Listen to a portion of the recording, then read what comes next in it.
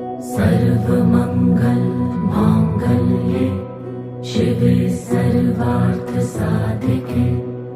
शरण्ये त्र्यंबके गौरी नारायणी नमोस्तुते।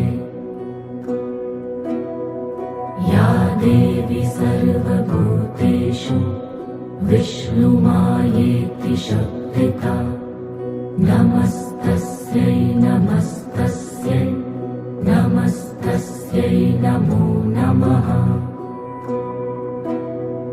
या देवी सर्वभूतेषु चैतन्येत्यभिधीयते नमस्तस्यै